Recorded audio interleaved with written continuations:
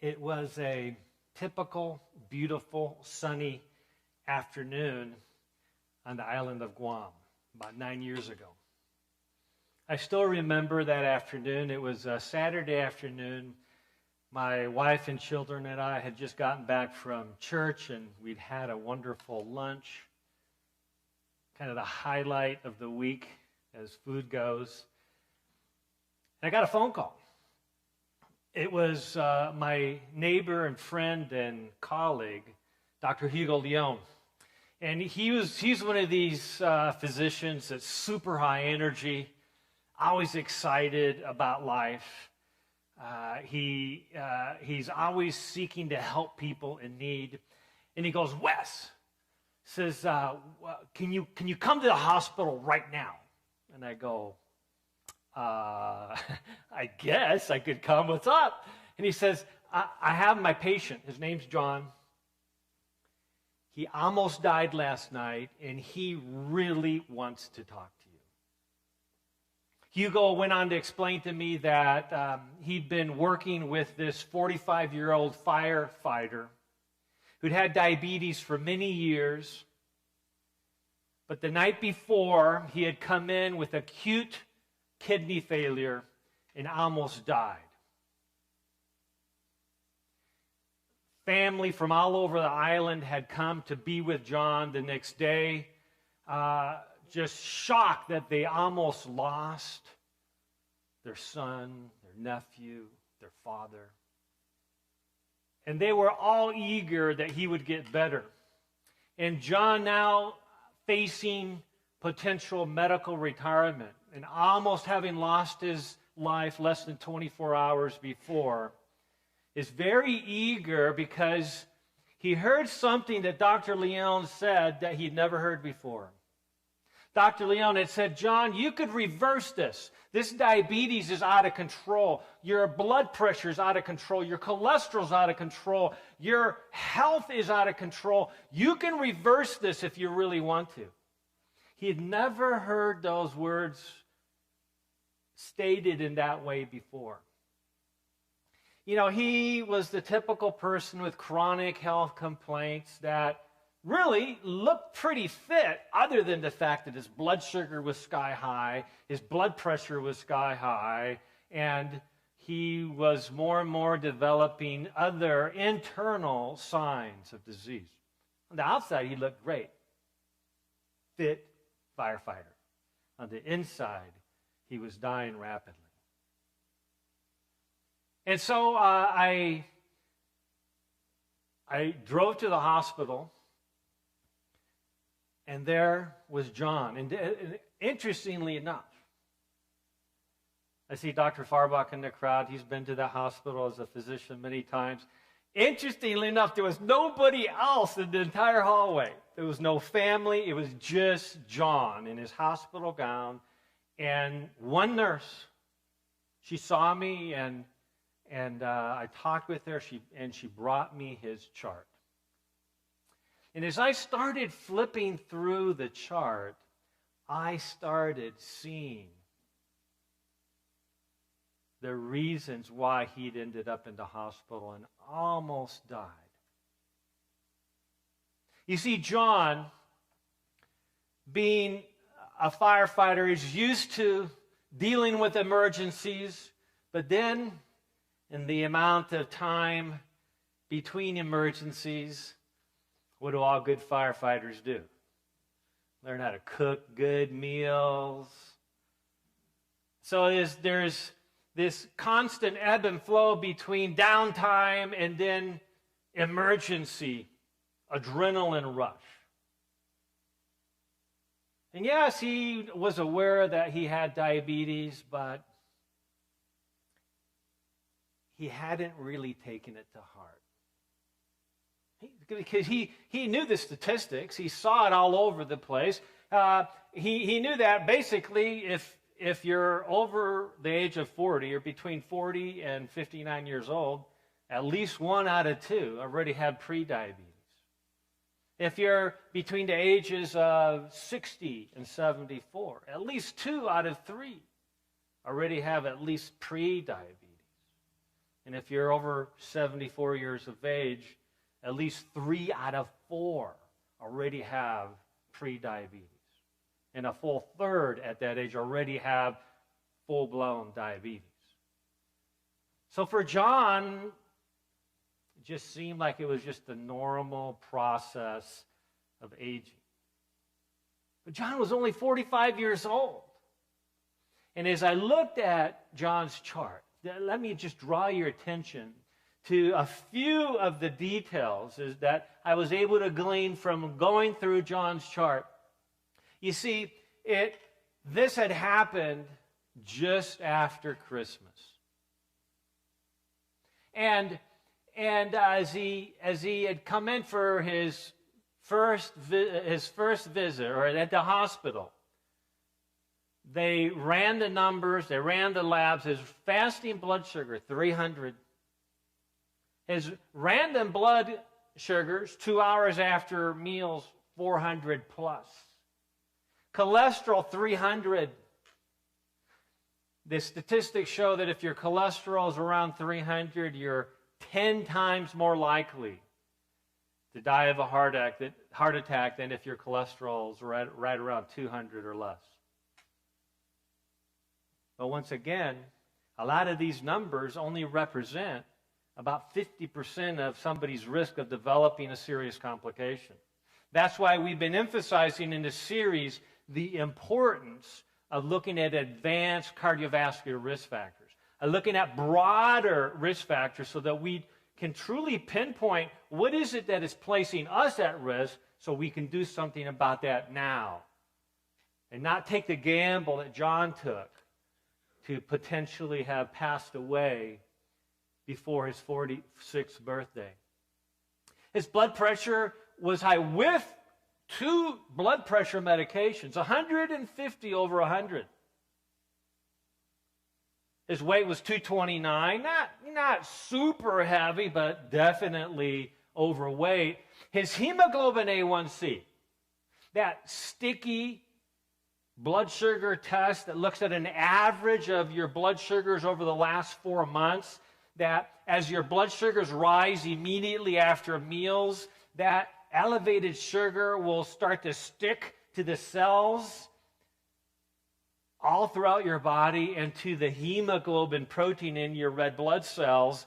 And that amount of stickiness should only be around 5%. And John had 16.6%. His blood was crystallized almost with the amount of sugar that he was dealing with. So I walked into John's room. And as I looked into his face, I saw hope.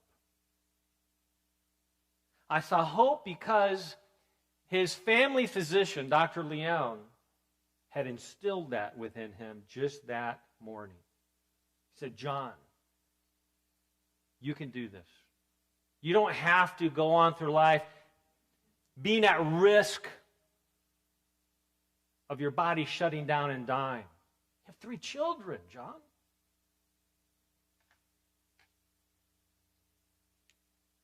See, other parts of this, though, showed that his creatinine level, that measure in the blood that represents how well your kidneys are filtering toxins. These are naturally occurring toxins that your body creates just because it's alive, just because it's digesting and processing protein. That creatinine level that's supposed to be less than 1.2 was 5.8. Suggesting that if the doctors hadn't intervened on him immediately, he wouldn't have had very many more hours to live. His microalbumin urine, the small amounts of protein found in the urine, was 3,500. And that test was taken 2 weeks after the initial visit.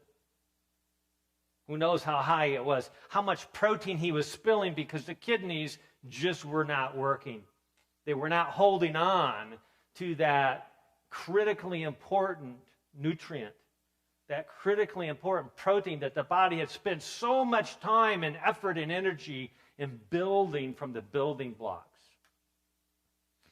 Again, he had diabetes for years, out of control hypertension or high blood pressure, cholesterol, dyslipidemia. His cholesterol was bad. His bad cholesterol was too high. His good cholesterol was too low. And he had periodontal disease.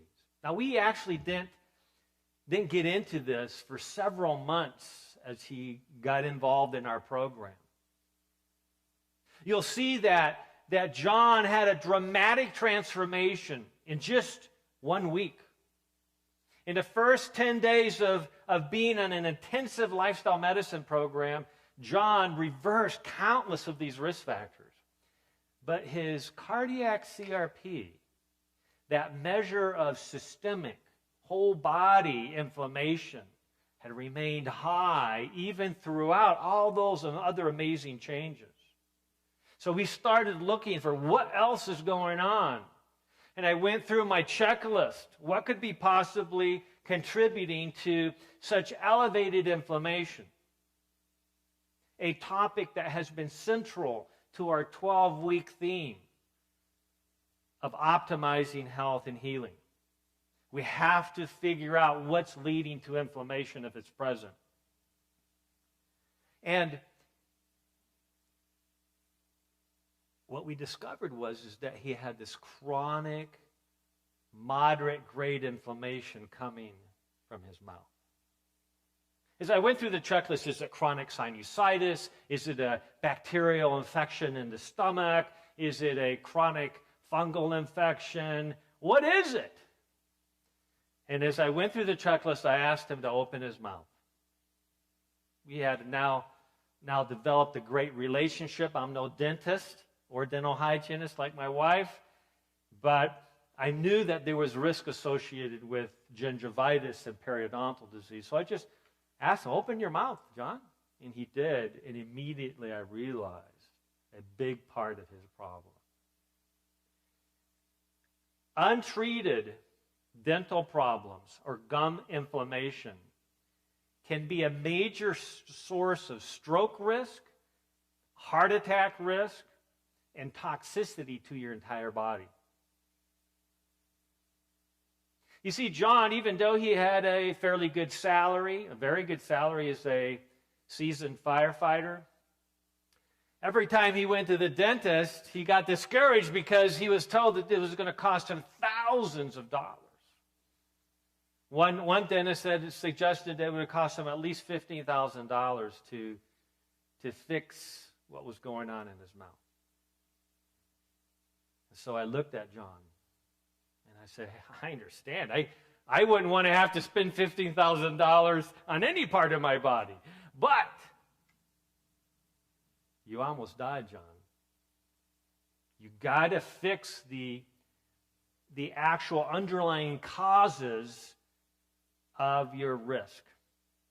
We know that, right? Inflammation it turns on the diabetes genes. Inflammation turns on and drives the cardiovascular disease genes, the cancer genes. But also can create havoc with the kidneys. And John had almost passed away because of that. So not only did he have inflammatory renal failure, he had chronic renal failure and acute renal failure all at the same time. Another complicating factor was that John had been found to have a very high potassium level in his blood. After all, his kidneys had essentially shut down, and they were no longer able at that point to remove excess potassium, and a high potassium level can lead to arrhythmias of the heart and fatal heart attacks. So he was told by somebody that was looking at the basic strategies to address this is you need to completely stay away from potassium-rich foods. Well, that afternoon, as I talked to John, I started envisioning in my mind what it would take to help John get back control over his health. You see, Because one of the challenges that people have who have real serious medical conditions, advanced problems with their kidneys in particular, is that to be healthy, you have to be on what we call a first-class diet. First-class foods. Named for the idea that if you want first-class health, you got to eat first-class foods. So what does that involve? You need to really limit your second-class foods and try to stay away from the third-class foods. And we've covered that in previous sessions. But I wanted to emphasize a key point of what constitutes an optimal diet. One of the key strategies of a healthy diet involves green, leafy vegetables. You got to have that in your diet. Those are the foods that are the most nutrient dense. Those are the foods that have the greatest potential to literally soak up the environment around your genes and change the way your genes work for the better.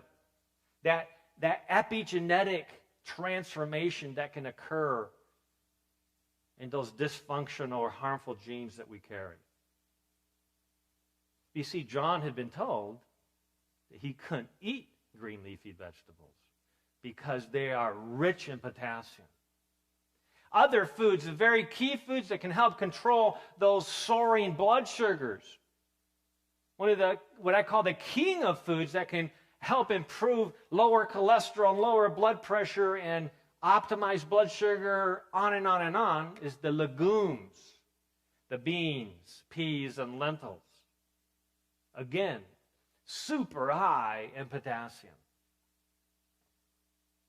So it seemed like that John would be unable, medically unable, to tolerate the very food that would actually heal him. Or was there potentially another way? See, because as Seneca pointed out back around the year 2000, it's part of the cure to wish to be cured, or 2,000 years ago, rather. It's part of the cure to wish to be cured. You think that that goes without saying. But you know, there's a lot of people that really don't put the emotional effort in really wishing to be cured. That's the first step. And I could see it in John's eyes that he really wanted this. He had seen his life flash before his eyes. He had contemplated what his children would have said, would have done when they found out that he had died. I could see the emotion in John's eyes as he said, I want to deal with this now. I want to do whatever it takes. I want to do that. Well, John was beginning to understand as we talked that Saturday afternoon in the hospital with nobody else around us. We spent a couple hours just talking about how this could change. And he began to understand that the issue isn't what his blood sugar is and what his cholesterol is. The issue is that whole underlying metabolic dysfunction. All those other factors that oftentimes are not paid attention to. Because, yeah, you could just give him more insulin to get his blood sugars better. He was already on 100 units of insulin. Just give him 150. His blood pressure was high on 2 medications for lowering blood pressure. Hey, just take another one. Take a 4th medication. That'll get the blood pressure under control. But see, all those things are not addressing the actual cause of the problem. And John was beginning to understand that. All because his family physician, Dr. Hugo Leon, had been willing to share with him the potential that he had to change his health fate, to address the underlying cause of issues and not just to focus on the superficial. So, as you can see, John, being a firefighter, was not one to shrink away from a challenge. He wasn't going to run away from that burning house. He was going to go deal with it and seek to protect his health and protect his family. We started our overall program and did a baseline consult that next week, right after he'd been released from the hospital. Again, Dr. Leon there the whole way. You're going to go do this lifestyle medicine program, right? Okay, you're going to go see Dr. WYoungberg, right? And he didn't have to be coaxed too much. So we did this baseline evaluation that you see, and then about 2 weeks later, after a 10-day intensive lifestyle medicine program, we did follow-up labs. Just 2 weeks later, because it was an intensive program. Normally I would wait to do follow-up labs for about 4 weeks. But we were exercising for an hour together in his group every day. We were checking blood sugars and blood pressures before and after exercise, before and after eating. We had John on a 100% plant-based diet. We had evaluated all of John's risk factors, and he was doing everything that was reasonable.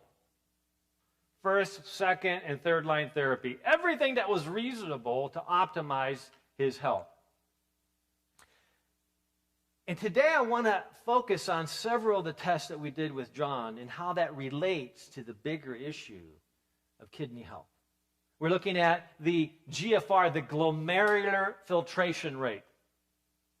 How well does your kidney filter? The C-peptide test is a test we've talked about recently that looks at how well your pancreas is able to produce insulin on itself. And since John was already on over 100 units of insulin a day, we need to have a way to assess whether his pancreas was in failure or it was just that his diet and lifestyle was so out of control that his pancreas couldn't make all that excess insulin that was necessary to make up the difference.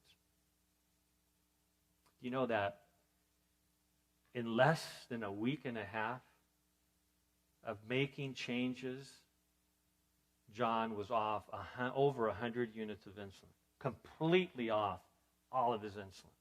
No diabetes medications. Within 2 weeks, he was completely off all his blood pressure medicines. We're going to be looking at the blood urea nitrogen. This is the toxic byproduct of protein metabolism in the body. The body converts it into urea, and it can be measured in the blood. And if it is elevated, we know that the kidneys are having a difficult time in processing and detoxifying and filtering out these naturally occurring toxins in the body. Creatinine is another more sure way to evaluate how well the kidneys are filtering out these naturally occurring toxins of metabolism. And a final test is looking at the microalbumin urine. Micro just means small. Albumin is the most predominant protein in the blood. In fact, it's the very protein that actually helps draw water out of the tissues into the blood. So when people have swelling in the tissues, one of the main reasons for that is because the albumin is leaking. You want to keep the albumin, the protein in the blood, to draw the water into the blood or in the plasma. So how much of that protein, that albumin, is actually leaking or not being filtered properly and actually being dumped into the urine? That's a sign that the netting, the filtration process is damaged, and it's not able to hold on to that gold mine, that precious protein that the body, again, has spent so much time and effort to build. So the microalbumin level, we want that to be between 0 and 17, and if you're looking at the microalbumin creatinine ratio, that should be under 30. This is going to be important as you look at John's actual numbers before and 2 weeks into the program. and then again 3 months later. The creatinine level should be between 0.7 and 1.2. I've seen many people within just 2 weeks go from a creatinine level of 300-400 all the way back to normal. Just by aggressively, that would be a microalbumin level of 300. A creatinine levels of 1.5, 1.8 coming right back down. A blood urea nitrogen level should be between 7 and 25. And then the filtration rate, the little filters in the kidneys. That filtration rate should be ideally well over 90, but there are now 5 stages recognized of chronic kidney disease. And frequently I will see individuals, and I look at their filtration rate in their kidneys, and it's less than 60. They're already at stage 3A, somewhere between 45 and 59. And since my work is involved in helping individuals understand their risk, where they're at right now, I bring this up. And they go like, what? Stage 3 chronic kidney disease? What happened to stages 1 and 2? But see, this is such a common problem in our society today that many times doctors, because they're busy and they're focusing on the main reason for the visit, don't even bring it up. It's so common. But then as that chronic kidney disease begins to progress into stage 3B, with the filtration rate dropping below 45, somewhere between 30 and 45, that's becoming more and more risky. You know what the good news is? That this stage is completely reversible. And there's no reason why somebody who's paying even the smallest amount of attention to their health shouldn't know that in time to reverse it. We know that having an elevated protein in the urine, even mildly elevated, directly increases the risk for heart attack and stroke and premature death. In fact, every increase in kidney dysfunction directly relates to increased sickness, increased risk of death, and from all causes as well. Once again, the good news is that this is reversible. So as we're dealing with the primary causes, the primary reasons why so many of us have issues with their kidneys, most people aren't aware of it, but it's there. In fact, many people have a third of their kidney not working or a half of their kidneys not working, and they have no idea because there's no obvious signs. You know, you can survive pretty well with one kidney.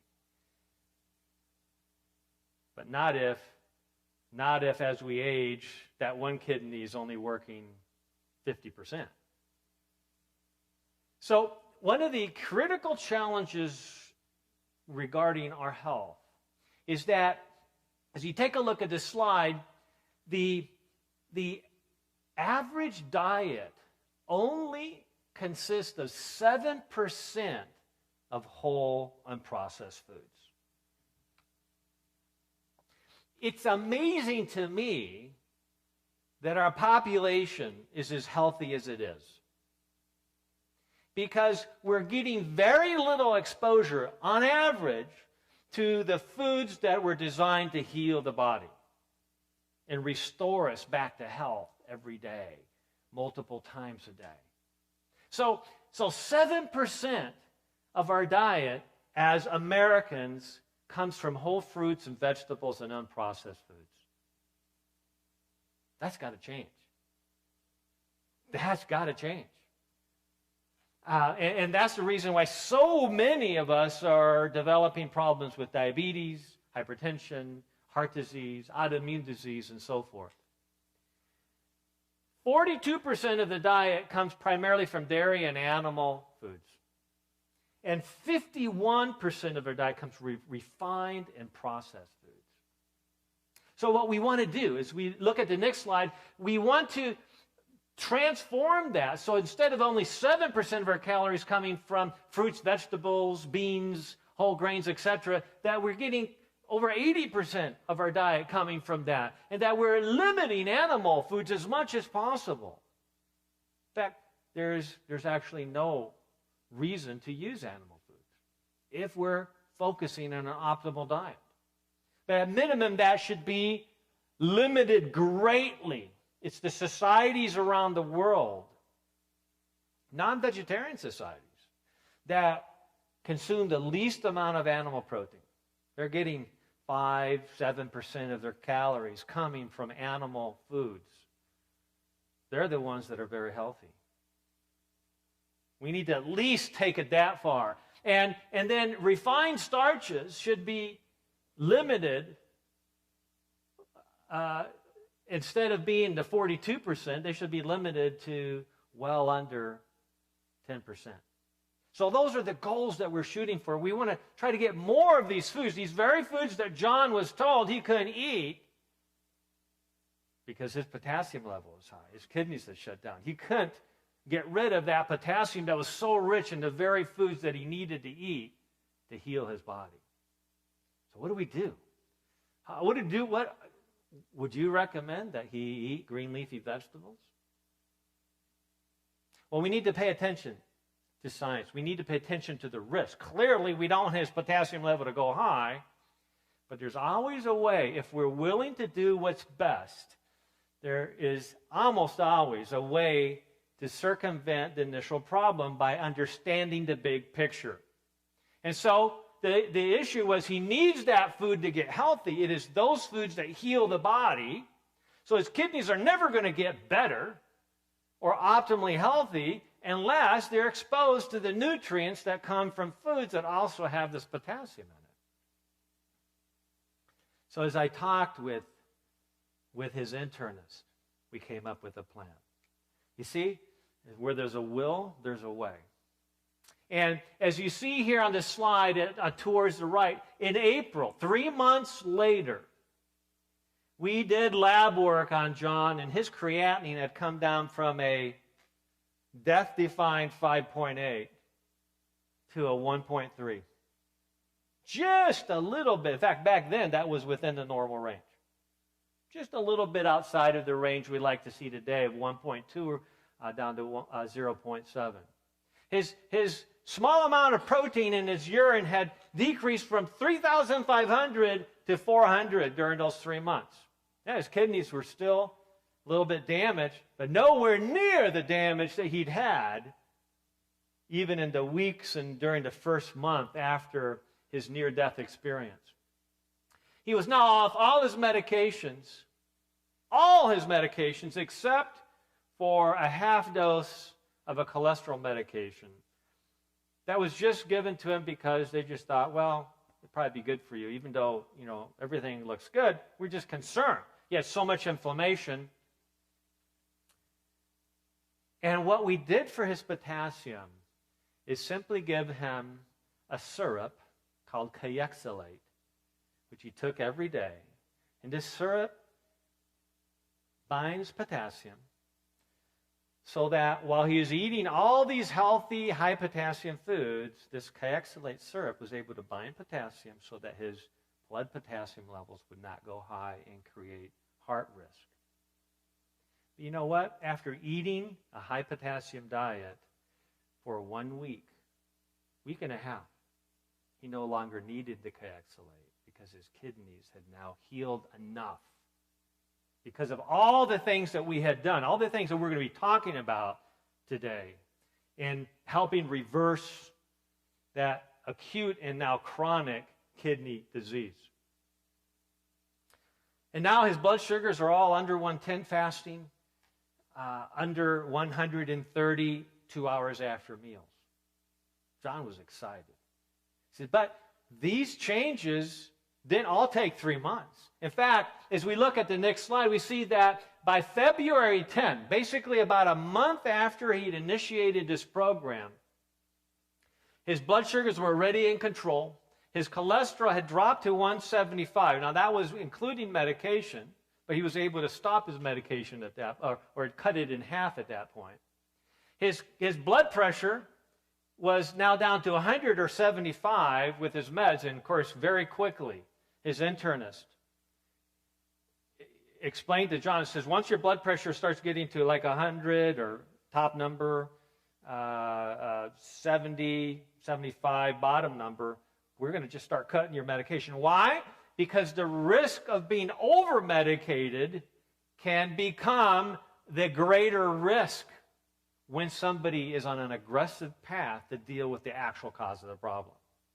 See, if we've actually dealt with the causes of his high blood pressure, we're actually risking causing more damage by maintaining the medications. So that's why monitoring by his physician was so critical, and within such a short time, he had been able to discontinue that. In just 1 month, his hemoglobin A1C dropped from 16.6, which is by any standard out of control diabetes. Remember, every point above 5, every single point above 5 represents a 35% increased risk of kidney failure, of blindness, and other complications. So he had some serious risk, but it had already dropped to 12.2 in just 1 month, and it just kept dropping every week. It kept dropping. The blood sugar sticky problems in our body reverse very quickly if we're doing the right things. Both his blood pressure meds and his insulin. So that introduces very broadly this theme of preventing and reversing chronic kidney disease, which is a hidden epidemic. Now, you might be thinking, as I used to, kidney disease, man, I don't have a problem with that. The reality, though, the reality is that 59% of Americans will suffer from kidney disease in their lifetime. Now, that's assuming that nothing changes. This is just published in May of 2014. This is a critical challenge. Researchers at Johns Hopkins University looked at many individuals and discovered that this is a huge problem. We're heading towards chronic kidney disease unless we do specific things to reverse and halt that process. Now, what do we do about this? There was a study that was just concluded or just published in 2014 in the Clinical Journal of the American Society of Nephrology. Nephrology is a study of optimizing kidney function and treating people with kidney disease. And essentially, this study looked at over 6,000 patients who had chronic kidney disease already into stages 3 to 5. So final stages of chronic kidney disease. And they found that walking dramatically lowered the risk of dying or requiring dialysis. And this is what I want you to be aware of. Every incremental increase in walking during a given week dramatically increased the chances of doing well and being healthy. Dramatically decreased the risk of dying during that year alone. And dramatically decreased the risk of having to go on dialysis. Walking 1 to 2 days per week lowered the risk of death during that year for those individuals by 17%. That's good. Walking 3 to 4 times a week lowered the risk by 28%, and walking 5 to 6 times a week decreased the risk of premature death by 58%. You see how this increases fairly dramatic every time? It's not just additive. This is critical that we take advantage of daily exercise program. I know that we're so busy. We've got so much going on in our lives. But exercising, walking, bicycling, some type of exercise, especially moderate exercise, is being underutilized by well over 80% of the American population. Such an easy thing to do. And I strongly encourage you. I got to keep encouraging myself. It's an easy thing to go many days without any real significant exercise. I was working with an individual just this afternoon who drives over an hour, he and his wife, to see me. His plaque test, that measure of how the cells in the artery wall are leaking enzymes, directly related to the fact that there's these foam cells, this plaque accumulation in the artery wall. His plaque test was running 233. Got a significant risk of a heart attack or stroke. This plaque test directly represents risk for not just a heart attack, but stroke as well, unlike cholesterol. And as I talked to him, I realized that I asked him how much exercise he was doing. And he says, well, I mow the lawn. He's retired. He stays active. And I commended him for that. Staying active is critical. Why? Because being up on our feet at least once during every hour dramatically lowers inflammation. But in of it itself is not enough. It's not sufficient. We need to have a planned exercise program. We must supplement exercise. It's not natural. Not natural. We have to add it to our program. We must plan it in, because without that, our body suffers. We can't just be active during the day. As important as that is, we have to plan it. And I commend those of you who regularly have exercise, where you're doing at least 30 minutes every day. And I know some of you that I work with are doing about an hour and a half of exercise different times during the day, because you know that that's what you need to optimize your health. The studies show that that's also critical for the kidneys. Another factor that is so critical for the kidneys, that there was even a medical continuing education course developed around this miracle drug. It was published in Medscape. That they showed that chronic kidney disease starts to advance above stage 3 into stage 4 when this miracle drug, this miracle nutrient, starts to drop. We've talked about this before. This miracle drug kills bacteria. It protects against pneumonia better than anything. It fights tuberculosis. In fact, it's been shown to cure tuberculosis when added to the normal tuberculosis medication.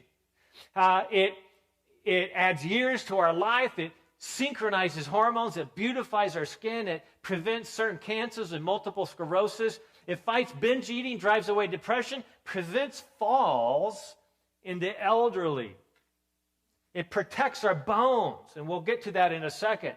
It lowers the risk of hip fractures by 50%, increases agility, makes the muscles stronger, builds the immune system, and prevents and helps reverse chronic kidney disease. Do you know what that miracle drug is? That miracle nutrient? Vitamin D. Vitamin D. A critical nutrient that's been getting bad press recently, causing all kinds of confusion. That's why we need to have faith. You know what my favorite definition of faith is? Faith is the art of holding on to something that you once knew to be true, in spite of changing circumstances and moods. See, the winds of change are always around us. There's political efforts at times to change the opinions. But we have to be grounded in what we believe. We have to be grounded in what we know to be true. And this is one example. Now, one of the reasons that vitamin D is so critical is because of this calcium calcification paradox. Essentially, that we have a very strange scenario going on as we age, that we have osteoporosis developing at the very time that calcium is hardening our arteries. Wait a minute, how can that be? I remember as a student at Loma Linda University, as I was in gross anatomy class, we all were assigned to a cadaver, and we have to know everything inside and out on all the cadavers. Because on test day, there's going to be a string attached to something in that body, and you got to know what it is. You just got to know it cold. You can't be guessing. And so my job one day was to dissect the heart, to open it up and to clear out, look at the coronary arteries. And this was a 45-year-old lady who had died of heart disease. At that time, I thought that was pretty old. Okay, that age has gone a long time ago for me. And I was thinking about that 10 years ago when I saw John's chart and realized he was my age. We were both 45 at that time. He almost died. I was thinking about doing that, working on that cadaver and opening up that coronary artery, slicing, and then I looked, and it was very hard. And I not knowing and not having much experience cutting up cadavers, I just thought it was because it was a cadaver that it was so hard. Dr. Roberts and one of the other professors came up to me and said, "You know what that is, Youngberg?" I go, "Well," he says, "that's hardening of the arteries." As I cut the artery long ways and opened it up, there was a tube, a thick straw in it, which was all calcium. About 1.5 millimeters thick. I was able to break that right out. See this tube, this straw. And I began thinking to myself, and I said, if only this person had had access to information on reversing atherosclerosis. And I remember that one of the professors says, "Oh, you can't reverse atherosclerosis. You can't reverse hardening." This was a long time ago. This is back in the mid-'80s. And I remember thinking, I said, wait a minute, we just had a lecture on how bones, these huge calcium deposits in our body, can disintegrate. Why can't we get rid of 1 millimeter of calcium in an artery? That didn't make any sense to me.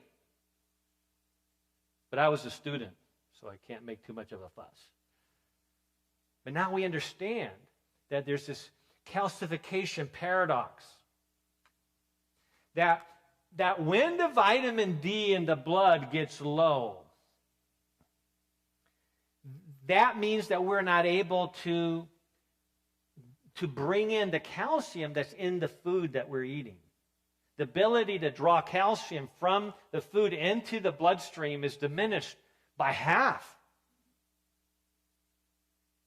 And as the blood calcium starts to suffer a little bit, the body instantly says, hey, we cannot afford to have a low blood calcium level. And so immediately the parathyroid hormone releases, or the parathyroid gland releases its hormone.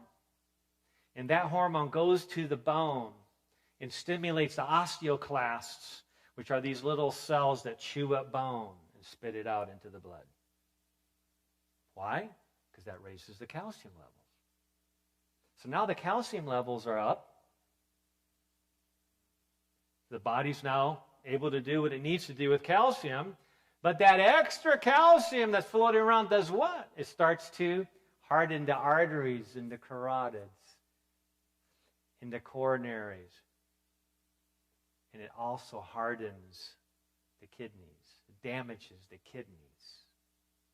And so the studies, as I took this continuing education course, it showed that when vitamin D levels are low and we have stage 2, stage 3 chronic kidney disease, if that vitamin D remains low, what happens is that parathyroid hormone is produced at a higher level. It draws calcium out of the bones, causing osteopenia, osteoporosis, and that excess calcium ends up in your artery walls and in your kidneys. By optimizing vitamin D, you reverse that whole process. And then by optimizing the consumption of green leafy vegetables, where you're getting abundant vitamin K is actually the rate-limiting vitamin that actually helps the tissues in the arteries throw away calcium where it's not, get rid of the calcium where it's not supposed to be. There's this GLA protein matrix in the tissues of the arteries that is able, if vitamin K is present, it's able to get rid of calcium and start changing that hard artery into a flexible, healthy, younger, biologically younger artery. So we got to pay attention to the calcium calcification paradox. There's another powerful natural strategy available that I can't help but mention because it relates to charcoal. We've talked about detoxification and the power of charcoal in helping detoxify the body. Well, just a few years ago, not more than an hour from where we're tonight in San Diego, the American Society of Nephrology held its annual meetings. And at that meeting, Dr. Valentina Kahn, she was a professor from Vanderbilt University. She presented a study that she had done with her colleagues at Vanderbilt showing that mice who had a part of their kidneys damaged, who now were not able to fully detoxify the blood, were not able to do their job, quickly developed atherosclerosis and serious heart disease. Very quickly. They found that when they added activated powdered charcoal to the diets of these mice, they didn't develop heart disease, even though they had compromised kidneys. It was such an interesting finding that they had talked about the fact that chronic kidney disease, after a certain stage, there's very little currently available in conventional medical practice to treat that effectively and prevent the heart disease that it causes. But what they found with this mice study is that even after delaying treatment to these mice who are developing problems by adding the charcoal to their diet, their heart disease resolved. So what's going on here? We've been talking throughout this entire series about inflammation. The researchers found that the cholesterol was still the same, the blood pressure was still the same, but what changed dramatically was inflammation. Why? Because it's toxins in the blood that create inflammation for the most part. The top lipidologists, cardiologists understand that you have to have a toxin in the artery wall for plaque to begin. Because that plaque is an attempt of the white blood cells to scavenge out those toxins out of the artery wall. And as those white blood cells fill up with that toxic cholesterol, they form into foam cells like styrofoam, plaque. And so we have a potential treatment that people can use. We need to address what is causing the toxicity. But when somebody has an acute infection, as John did on his foot, if he had put a charcoal poultice on that immediately and gotten medical treatment, he would have never developed acute renal failure.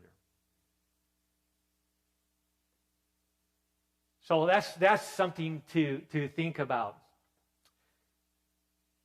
I was asked this question once at a small medical conference that our medical group put together. And it was a visiting nephrologist who was giving a talk to the group promoting a new blood pressure medication. He said, what is the average number of blood pressure medications needed to properly treat hypertension? He said he was looking at all of us around that boardroom table, and he says, each of us, we all need to stop telling our patients that they can resolve their blood pressure problem with one medication. He says, because it rarely happens.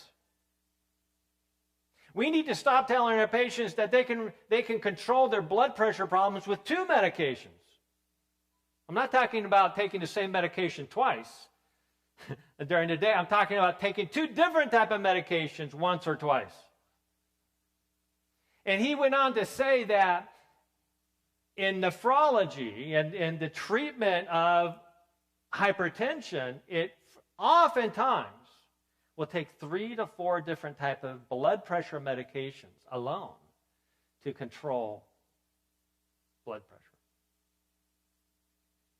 Unless, he went on to say, they get religion in the sense of lifestyle medicine.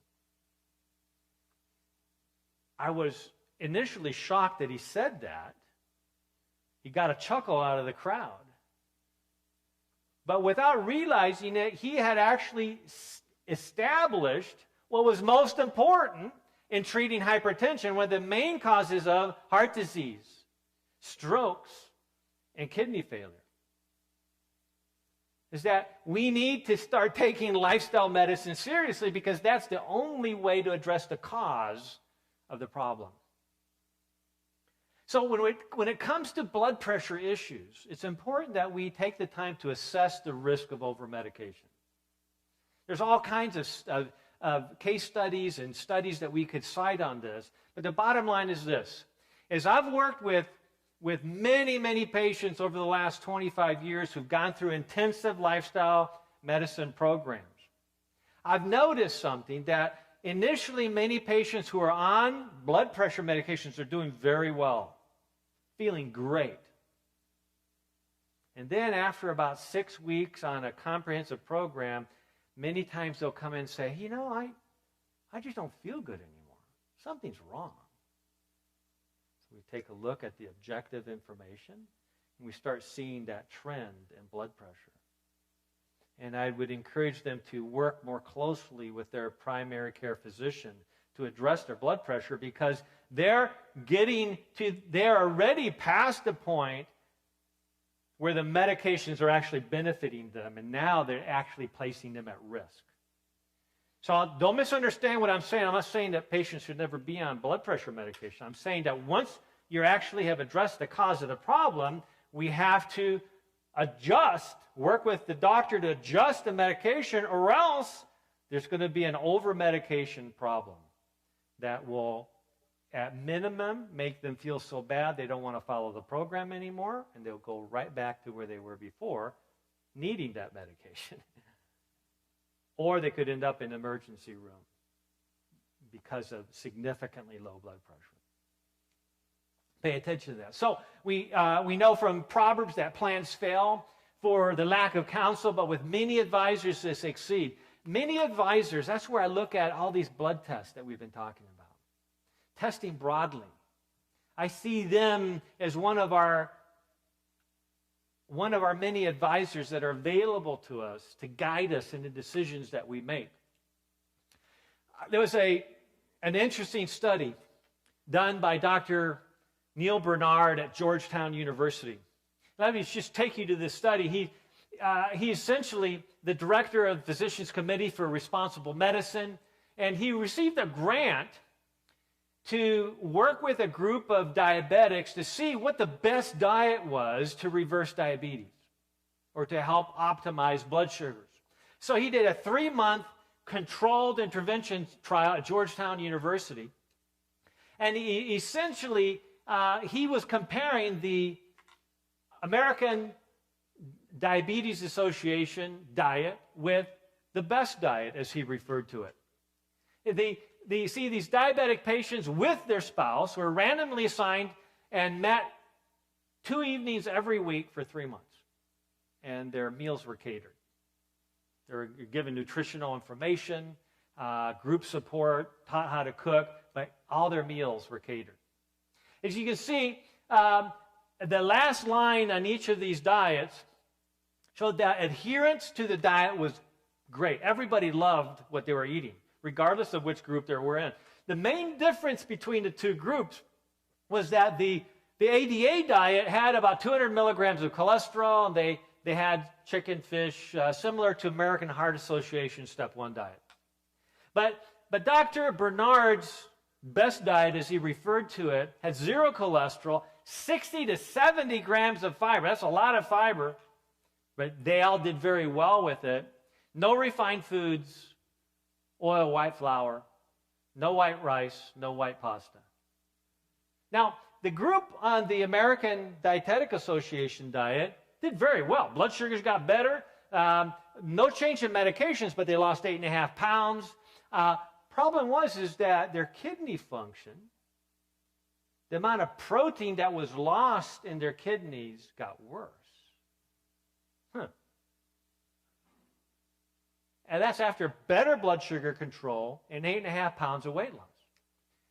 But they found that the group that was on the 100% plant-based diet had a 59% greater improvement in their blood sugars than the other group did, and they had a drop in their medications at the same time. So anytime you decrease a blood pressure medication, you expect the blood sugar to go higher, not lower. And so that showed that there was a profound improvement in that diet compared to the ADA diet. 16 pounds of weight loss, almost double the amount of weight loss during that 3 months. But the patients who had had proteinuria, who had had that loss of protein in their urine, got better. They had less protein in their urine. So the diet that we consume has a very powerful influence on kidney function. And let me again suggest to you why, and tell you why I thought it was so critical that we address this topic as part of the 12-week series. You see, because we cannot have good health unless we have healthy kidneys. Unless we have healthy kidneys, we cannot remove the toxins that are ever developing inside our body. We have to have healthy kidneys. But to have healthy kidneys, we have to have healthy circulation. We cannot have good health without good circulation. So that's the key theme. And we cannot have good circulation with inflammation and toxins causing damage to our system. So let me suggest to you that it's actually fairly easy to get 40, 50 plus grams of fiber a day. And here's what I call my fiber cliff notes. Okay? So if you regularly use legumes, beans, peas, lentils in your diet, you're going to be getting 8 grams of fiber for every half cup serving. Now, if you don't use beans in your diet very often, you're not going to get a lot of fiber. Right? You're just not going to get a lot of fiber. So find a way to make that happen for you. Vegetables. One cup of vegetables, about 2 grams of fiber. Grains, half a cup of grains, 3 grams of fiber. And half a cup of fruit or a medium apple, 3 grams of fiber. Those are general guidelines. So when you eat a meal, breakfast, lunch, and dinner, do the math.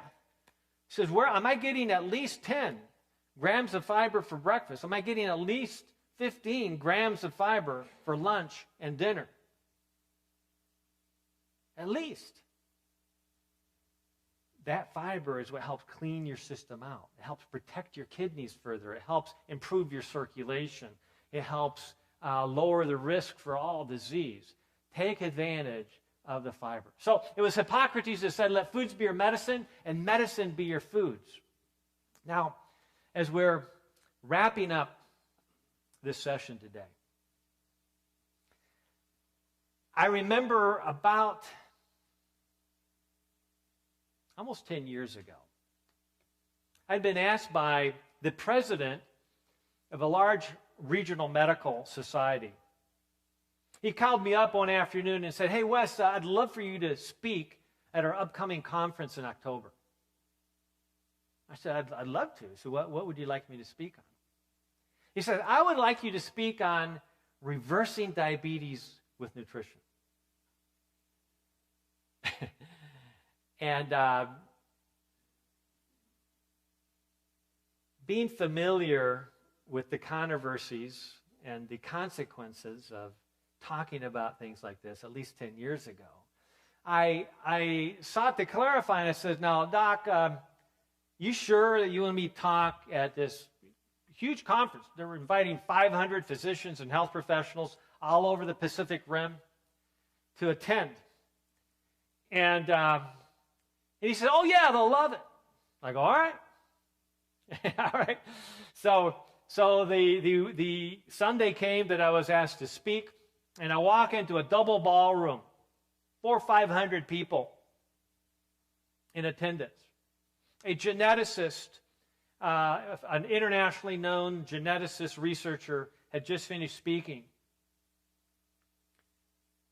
And I was now introducing this topic. And so I thought, I better kind of clarify this at the beginning, just to get myself out of trouble. So, by the way, I just want to go on record that it was Dr. Titanel, the president of this medical society that organized this conference. He was the one that picked the title for my talk today. I just kind of smiled and thought I was covered. Well, I went on to present what I thought was a good 90-minute overview of how diabetes could be reversed. During that presentation, I showed a minute-and-a-half clip from this documentary, Super Size Me. If you haven't seen this, you got to see it. Where Morgan Spurlock, the producer, decided that he was going to eat nothing but McDonald's for 30 days. It literally almost killed him. He gained 29 pounds in 30 days. His liver enzymes went through the roof. He had 3 doctors checking up on him separately, not knowing about each other. And each of the doctors says, you're crazy. You're just pickling your liver. Whatever you're doing, stop doing it. They're asking us, are you just like drinking vodka all night long? No, I'm just eating McDonald's. And he says, well, just stop doing it because you're killing yourself. Well, it's a very interesting documentary. But in that documentary, he interviewed 2 bariatric surgeons who stated that the only known procedure in medicine that can cure diabetes was gastric bypass surgery. And they went on to explain from various studies why they believed that. So I thought it would be good, for evidence-based presentation to talk about what was being discussed in the medical community about curing diabetes. Well, at the end of the presentation, the chairman of the scientific panel had come up to presumably take questions for me. Instead of taking questions, she said, before I take questions, I want to clarify something.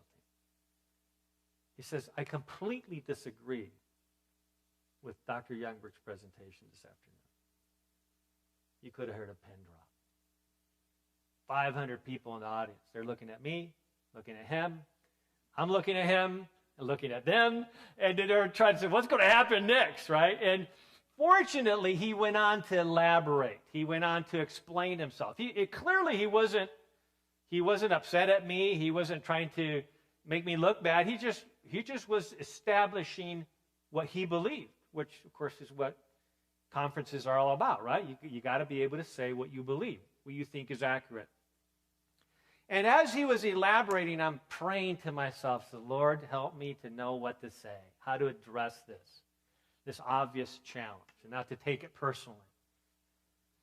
And so he went on to explain that, says, because the previous speaker had been a internationally recognized geneticist who had actually stated that he believed that in the future they would be able to reverse diabetes through genetic engineering. And as soon as he said that, I knew exactly what I needed to say. So I patiently waiting for him to finish. And as he finished, I said, well, doctor, I appreciate your perspective. He actually was a nephrologist, a kidney specialist, who had a renal dialysis unit right across the hall from our lifestyle medicine clinic. I saw him all the time. Why would a nephrologist, a kidney specialist, say what he did? Why would he say he didn't believe that diabetes was reversible? Because, see, he is working with a group of patients at the end of their experience with diabetes or hypertension. He'd never seen it reversed. I, on the other hand, had worked with many patients with diabetes and seen it reversed because my goal was to actually help reverse it as opposed to just manage the symptoms. So we were like two blind men and in the room with the elephant. We had different experiences with that elephant. So I realized that his experience was valid, working with his group, his population. But I said to him, Doctor, it's critical that we do not destroy hope in our patients. If we tell our patient, like John, if Dr. Leon had told John, says, well, you almost died last night, says, you're probably not going to make it. This could happen again next week. And, we'll rush you to the hospital and we'll do everything we can, John. But, all we got here is more insulin, more blood pressure meds, more cholesterol meds. What would have John done? He would have gone home depressed. He would have probably retired from being a firefighter, and he would probably continue to eat and not exercise and not do all the things he needed to do to get healthy again because he didn't have hope. So we can't destroy hope in our patients. It says, and secondly, I'm glad that we've had a internationally recognized geneticist talk about the potential for genetic engineering and reversing diabetes, because that is exactly how nutritional and lifestyle medicine works. It re-engineers genetic risk by changing the way the genes work. And that was, fortunately, the final word. We went on to take questions. 2 days after this conference, Tuesday morning, I'm driving to work. I'm listening to the morning news, and to my utter amazement, I hear a report that the Journal of the American Medical Association had just published a major report that showed that diabetics who had undergone gastric bypass surgery, thousands and thousands of them, had completely resolved diabetes 77% of the time. And that those with high blood pressure or hypertension was resolved in 62% of them. High cholesterol was improved in 70%. Sleep apnea was resolved in 86%. So I started formulating a plan on how I was going to get this information to the nephrologist that worked next door. I get on the elevator from the car park, and guess who the only other person was in the elevator with me? My initial impulse was to kind of rub it in. Hey, see that new JAMA article that just came out? I thought better of it. I knew that he would, he was a researcher. I knew that he would find out soon enough. And Within a month's time, we were collaborating on diabetes research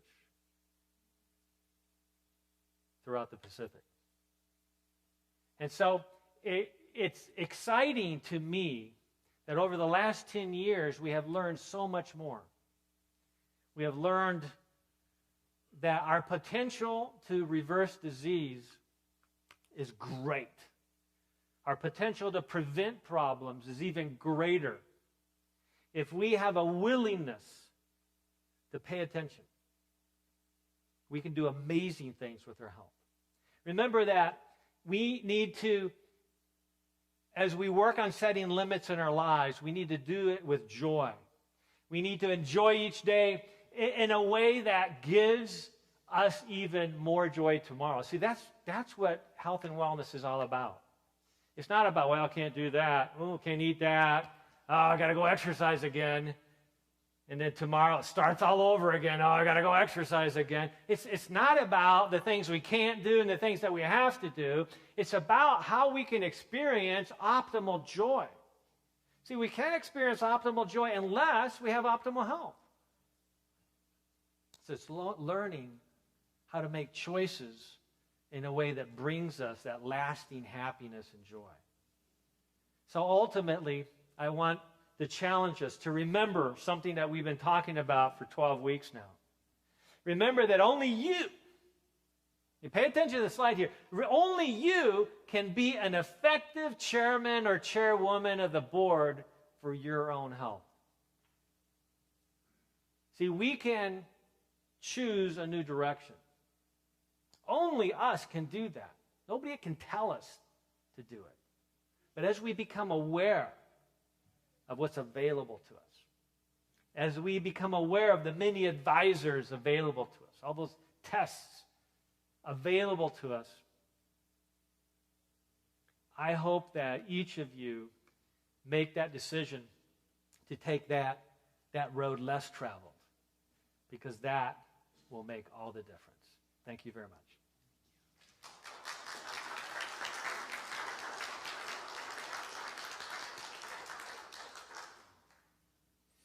We want to take some questions at this moment and invite those in the audience who would like to come and ask a question to come up to the mic. But I would like to begin with this question. Kidney stones. Is there a way of taking care of kidney stones in a natural way? Well, the key about any type of stones is to have it analyzed. If you have access to one of the stones that has passed, have it analyzed and find out what is it made up of. What's contributing to it? One of the interesting things to pay attention to is that there's been conflicting evidence as to how calcium relates to stone formation. And what's interesting is that when calcium is taken with a meal, it actually binds oxalates, which can be one of the key components of a stone, therefore reducing the growth or the development of a stone. But when calcium is taken in between meals, it can actually increase the risk of stone formation. So that's one of many tips. I would say that the main goal is to step back and to look at all the strategies that we've been outlining with regards to health, and to focus on the obvious things first. We oftentimes like a quick and simple solution, and then we go back to the same old lifestyle. So what we need to ask is, what are the causes of these problems, and start addressing the obvious things. In other words, am I eating a healthy diet? Am I getting plenty of fiber in my diet? These are simple things, but they take effort and consistency on our part. Am I drinking plenty of water? Am I waking up to that warm mug of water every morning to rehydrate the system?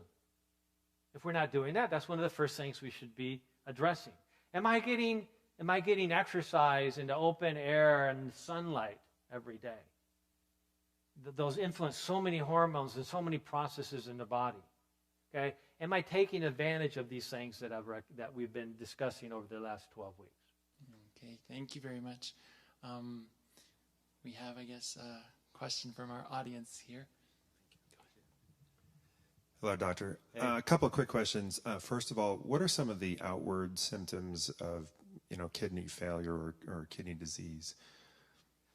Well, first of all, it's actually referred to silent killer. There's a lot of silent killers around, unfortunately. Diabetes is referred to as a silent killer. Hypertension is a silent killer. And chronic kidney disease is actually a silent killer for the most part as well. And that's why we call it the hidden epidemic. It's just people are not aware of it, so unless we do those tests, we don't catch it early enough. But in later stages, there are many potential symptoms associated with that.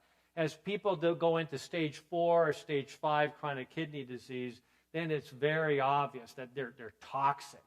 The skin changes color, the urine can get foamy because of protein in the urine. It's just very obvious something's wrong here. And so my hope is that nobody would wait until they develop symptoms to go get checked out. That's probably the overriding theme of this entire series is don't wait until you feel like something's wrong to get checked out. Because much of the time, in fact, I dare say most of the time, the things that really get us are the things that we never feel. Right? A third of all sudden death heart attacks occur in people who have no idea they have any risk at all for heart disease. Sudden death means they're dead within 24 hours. Okay, so yes, there are symptoms, but usually they're not felt until the very end stages. Thank you. The other question was regarding the use of activated charcoal and on a daily basis. Do you have any guidelines for that? Okay, great question. Very practical question.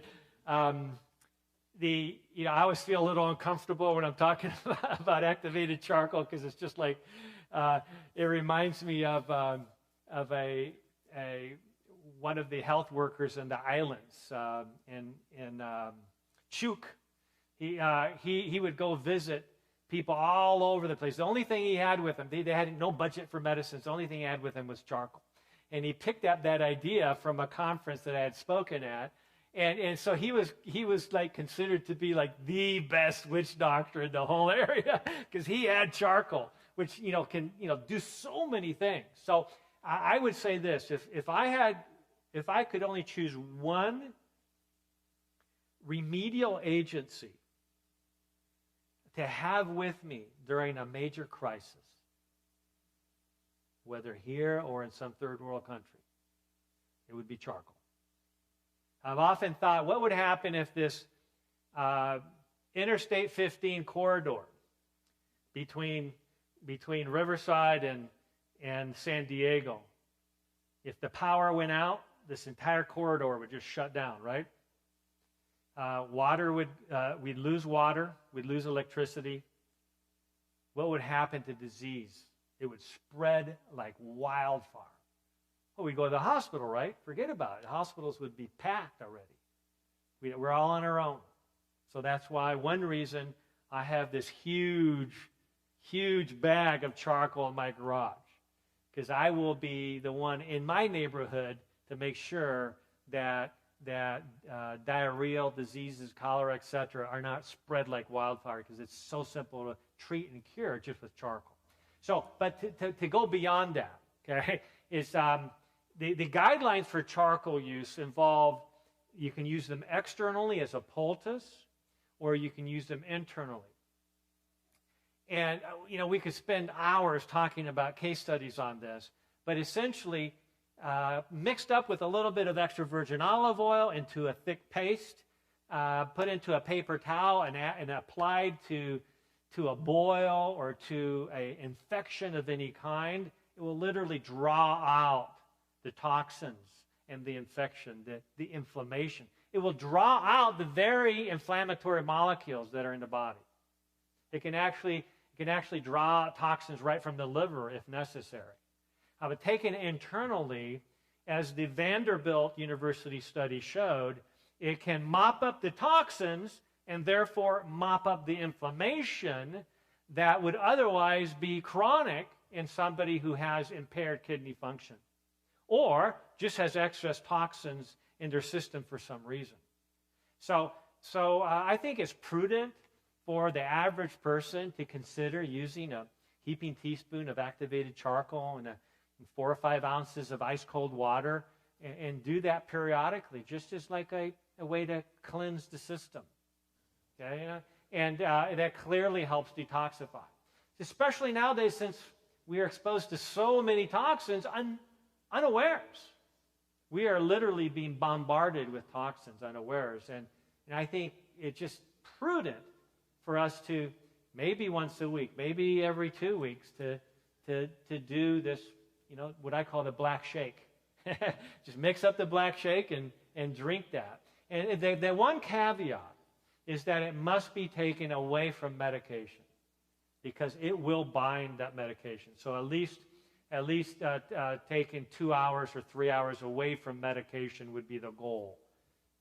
And so it can be used, and it doesn't bind. It only binds toxins. It doesn't have a great affinity for nutrients.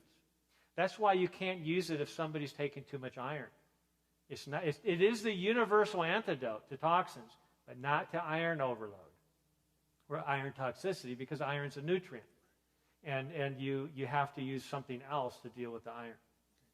Thank you. You're welcome.